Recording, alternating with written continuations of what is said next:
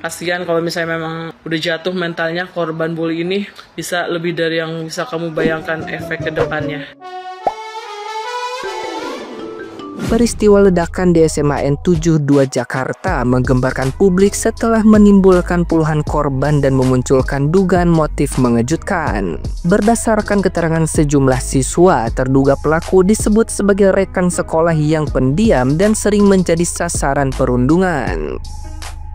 Aksi tragis itu diduga menjadi puncak dari rasa sakit hati yang menumpuk selama bertahun-tahun. Informasi yang beredar menyebutkan pelaku merakit sendiri bahan peledak dan menempatkannya di beberapa titik strategis di lingkungan sekolah. Ledakan pertama dikabarkan terjadi di area masjid saat siswa hendak melaksanakan sholat Jumat, disusul ledakan lain di kantin dan area tempat duduk siswa. Beberapa saksi menyebut suasana yang semula tenang berubah mencekam dalam hitungan detik. Kejadian ini menimbulkan duka mendalam sekaligus membuka luka lama tentang maraknya kasus perundungan di lingkungan pendidikan. Nah, gimana nih menurut netizen yang terhormat? Silahkan berkomentar ya. Sebelumnya, saya ikut prihatin sedalam-dalamnya atas kejadian ledakan di SMA Negeri 72 Kelapa Gading. Kejadian sangat memilukan dan menyedihkan bagi saya atas terjadinya insiden di SMA Negeri 72 Kelapa Gading. Semoga kasus ini segera dituntaskan dan pelakunya segera diadili. Nah, sekarang ini ada perkembangan serius dan mengkhawatirkan ya dari ledakan di SMA N 72 Jakarta.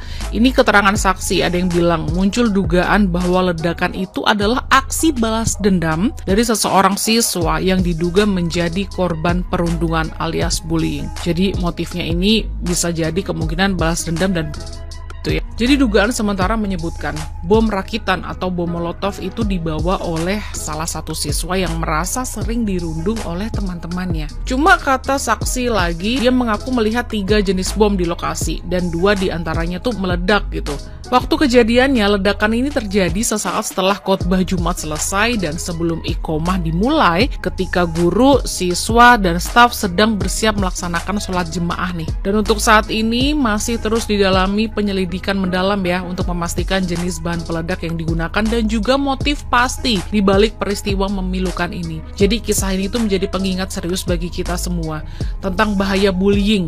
Kalau misalnya ini terjadi karena kasus itu ya. Karena ini penting banget loh tentang kesehatan mental di lingkungan sekolah. Bagaimana menurut kamu?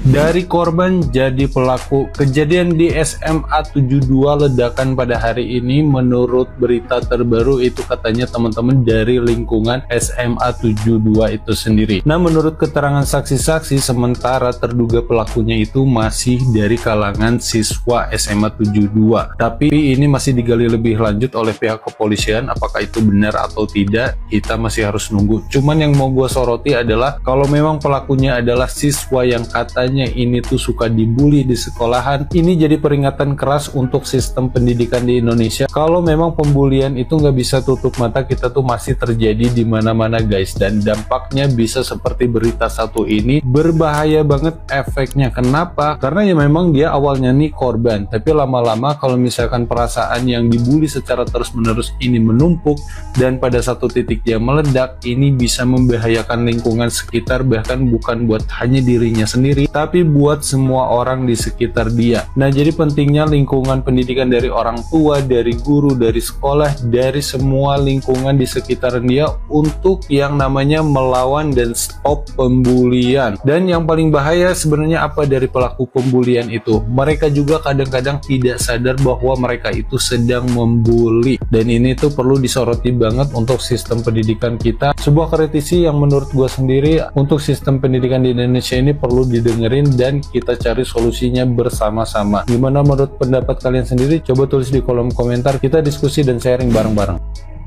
Pelaku peledakan di Masjid SMA 72 Jakarta diduga terinspirasi dari ideologi ekstrim tren school shooter. ya. Jadi dia terduga terinspirasi dari kasus Henderson Salomon. Jadi Henderson Salomon ini melakukan pendor-doran di kafetaria sekolahnya. Dia mengakibatkan 1 orang meninggal dan dia sendiri akhirnya bunuh gitu. Dan si FN ini, siswa SMA 72 Jakarta ini, diduga terinspirasi dari situ dan dia sudah terpapar ideologi itu. Kenapa? Karena sebelum dia melakukan tindakan itu, dia memposting foto ini dan ada kode ini.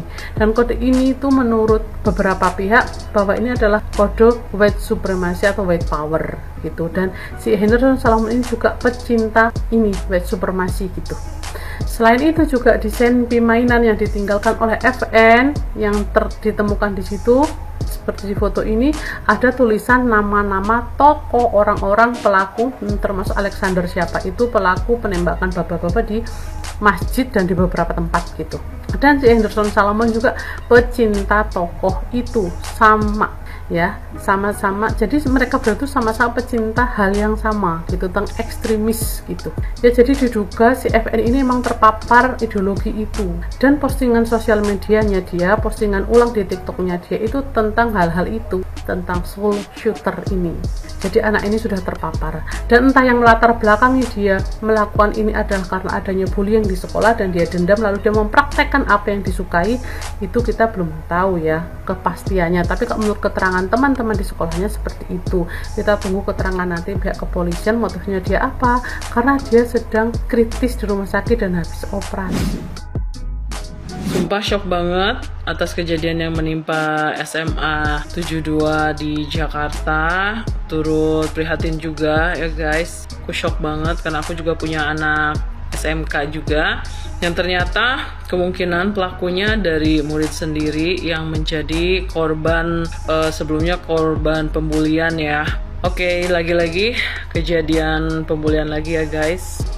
Udah berapa kali kejadian ya, dari mulai kejadian baru masih ini ya, masih baru terdengar kemarin kejadian apa yang menimpa Timothy ketika sudah menjadi korban pembulian. Sekarang ada lagi yang sekarang mungkin yang kena dibulinya mentalnya udah ngena banget sampai katanya pengen suicide juga, terus pengen ngabisin semuanya. Itu udah yang bener-bener down banget ya guys. Oke, sekarang kita ini aja deh ya, udah kita mulai suarakan ya, minimalisir ya, apa misalnya apa yang sebelum kita ucap, sebelum kita katakan, sebelum kita ketik tuh kita saring lagi, saring dulu di hati, saring dulu di kepala baru dikeluarkan. Karena sekalinya kita berucap merendahkan orang lain ya, itu berdampak bagi mental, bisa berdampak bagi nyawa juga, berdampak bagi tindakan di luar dugaan kita ya guys. Jadi pokoknya hal yang kita merasa paling hebat terus mengecilkan orang lain tuh itu dikurang-kurangi deh ya guys. Kita harus pikirkan perasaan juga, kita buka cermin, jangan sampai misalnya kita udah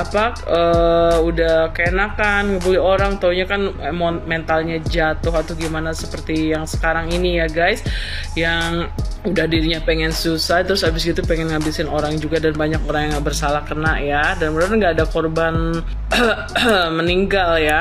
Tahu nggak guys ya kenapa kan iblis aja diturunin dari surga itu bukan karena dia tidak bisa membaca Al-Quran, bukan dia tidak pintar mengaji, bukan dia tidak pernah ibadah rajin, tapi kenapa? Karena merasa diri lebih hebat. Dia merasa mengecilkan, merasa nggak level ya, sehingga kayak ada keluar-keluar nyinyir. Itu gimana ke Nabi Adam kan, makanya Tuhan benci, Tuhan turunkan kan kastanya iblis. Nah begitu pula ya, apalagi misalnya sampai ngebully gitu ya guys, merasa diri paling hebat dari yang lain aja itu udah salah banget, apalagi sampai mengeluarkan kata-kata penghinaan, merendahkan, apalagi dikemas dengan joking. Kita nggak mau joking juga ya buat adik-adik, kalau misalnya di lingkungan sekolah atau dimanapun ketika mau joking kita harus ada batasannya tidak membahas merendahkan agama, suku, bangsa, warna kulit, dan apapun itu anything else, apalagi faktor ekonomi ya, dikurang-kurangin. Karena kasihan kalau misalnya memang udah jatuh mentalnya korban bully ini, bisa lebih dari yang bisa kamu bayangkan efek ke depannya, dan bisa selamanya. Dan ke kitanya juga yang bully-nya dosanya manjal banget guys. Diminimalisir ya, saling ngingetin aja ya guys. Mari kita suarakan Hindari deh kata-kata ngebully atau gimana yang bisa berdampak bahaya ke depannya, masa depan, faktor mental, jiwa, psikologis, dan tindakan hal yang di luar dugaan yang bisa membahayakan diri sendiri maupun membahayakan orang. Turut sedih ya.